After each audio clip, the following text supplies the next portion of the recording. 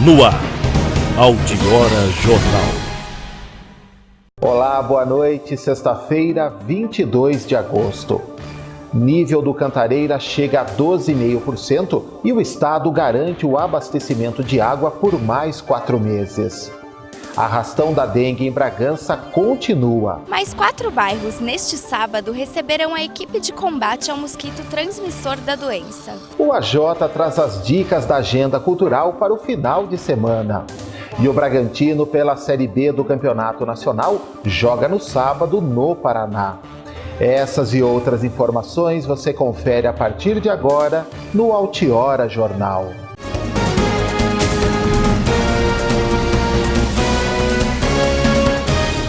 Mais 4 bairros de Bragança Paulista irão receber no final de semana a campanha de combate ao mosquito da dengue. A repórter Laís Peçanha é quem tem as informações e a lista de bairros. Laís, afinal, são mais 4 bairros que irão receber as equipes? Fábio, os bairros que receberão a equipe são Santa Libânia, Vila Mota, Lava Pés e Vila Gato. Os moradores poderão deixar na calçada de suas casas, um dia antes do arrastão, objetos que eles não utilizam mais, com exceção de pneus e entulhos de construção civil. No sábado passado, 3 caminhões de entulho foram retirados dos bairros Jardim Novo Mundo, Parque Brasil e Recanto Elizabeth.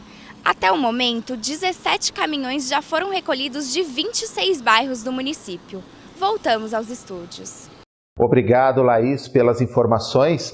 E dando sequência ao tema dengue, um balanço sobre a doença no município foi divulgado recentemente. Neste ano, o número de casos de dengue em Bragança aumentou-se comparado ao histórico da doença no município. Em 2013, foram 26 casos importados e 8 locais. Neste ano, até o momento, foram 279 casos positivos. De acordo com as diretrizes do Plano Estadual de Controle à Dengue, depois do acompanhamento da equipe da Divisão de Vigilância Epidemiológica, o município foi classificado com estado de alerta durante boa parte da temporada, alcançando o estado de emergência no final da época de maior transmissão. O estado emergencial é atingido quando o índice da doença ultrapassa 150 casos a cada 100 mil habitantes, o que depende do porte do município. No caso de Bragança, que tem aproximadamente 156 mil habitantes, o índice ficou em 178 casos a cada 100 mil habitantes. Os casos ocorreram praticamente em todos os bairros da zona urbana e em alguns da zona rural. No momento, os números reduziram, mas a transmissão continua, só que em menor intensidade. Até o momento, 22 bairros já receberam o arrastão de combate à dengue e 14 caminhões de entulho foram recolhidos. Números sobre a capacidade atual de água que existe no sistema Cantareira foram atualizados. O nível do Cantareira chegou a 12,5% e o Estado garante o abastecimento de água por mais 4 meses. A Sabesp já está fazendo obras para ampliar a captação da reserva técnica. A empresa pretende dispor de mais 106 bilhões de litros de água a partir da represa Jaguari-Jacareí. De acordo com o governo do Estado, o nível de dependência do Cantareira para o abastecimento de água caiu de 60% para 30%. O professor de Recursos Hídricos da Unicamp, Antônio Carlos Ufo, acredita que a reserva técnica atual irá abastecer São Paulo no período. A empresa também informou na quarta-feira que preventivamente foi solicitada a autorização para a retirada de mais 106 bilhões de litros de água do volume morto, especificamente do reservatório das barragens dos rios Jaguari e Jacareí. A obra foi autorizada pelo Departamento de Águas e Energia Elétrica. O pedido está em análise pela Agência Nacional de Água e pelo DAEE, mas a companhia ressalta que no momento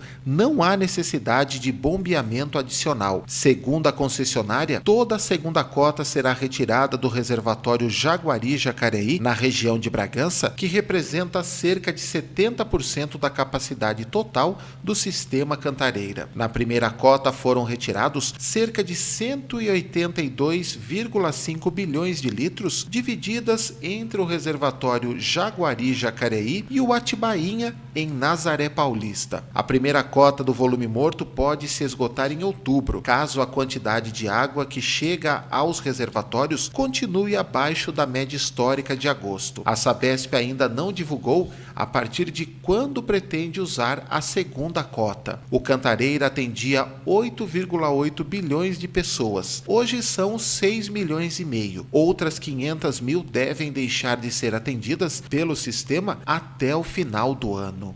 Confira também como foi a sessão da Câmara na terça-feira. O Poder Executivo enviou uma solicitação para que a votação do projeto de lei que trata da planta genérica de valores do município fosse adiada para setembro. Colocada em votação a solicitação, os vereadores decidiram pelo adiamento. A planta genérica de valores é o que determina o valor venal do metro quadrado de terrenos e edificações em cada uma das regiões. O projeto vem sendo estudado pelos vereadores juntamente com o Código Tributário. O Executivo solicitou também o adiamento do projeto de lei complementar que revoga a lei que autorizou a doação de terreno à indústria LOP. O pedido foi de 1 mês. Os vereadores acataram a solicitação. A única matéria votada foi a moção que foi aprovada por unanimidade e solicitou ao Executivo estudos visando incluir nos próximos projetos de lei de diretrizes orçamentárias o detalhamento das obras e programas, verbas destinadas a emendas parlamentares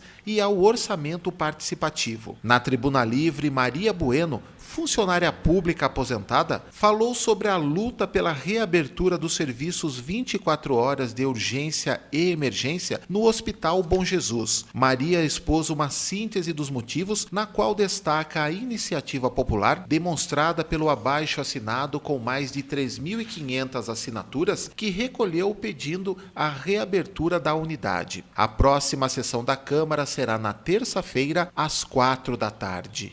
O Jardim da Fraternidade em Bragança Paulista tem recebido o serviço de sinalização de ruas. A sinalização de solo feita através da empresa Infravias começou no Jardim da Fraternidade e deve continuar nos próximos dias. Serão beneficiadas as ruas Amélia Rossi de Souza, Luiz Naia, Benedito Dias Vieira, Felipe Morales, Ricardo Miguel Guazelli, Angelina Massani Muti, Francisco Lido Vito, Benedito Pinheiro de Souza, Durvalina de Camargo Lemes, Nelson Ribeiro, Miguel Morales Filho, Mateus Teixeira de Almeida, Vicente Tafuri e a Avenida Ernesto Vaz de Lima. Serão realizadas pinturas de faixa de pedestre, retenção, lombadas, zebrados, faixa dupla central amarela, faixa seccionada branca, entre outras melhorias.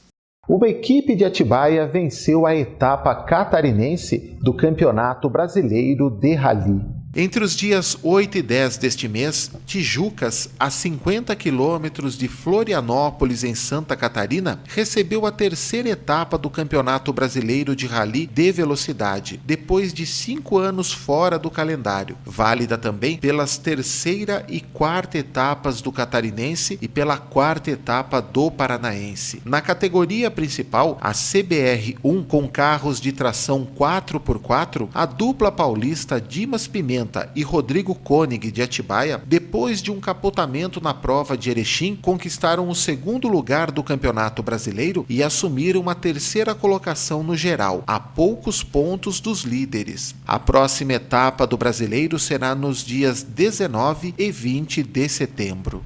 No segundo bloco do Altiora Jornal, você vai ver exposição em homenagem aos pracinhas que lutaram na Segunda Guerra Mundial tem levado gente de todas as idades ao Museu Oswaldo Russomano. E as dicas da agenda cultural para o final de semana na região Bragantina. É daqui a pouco.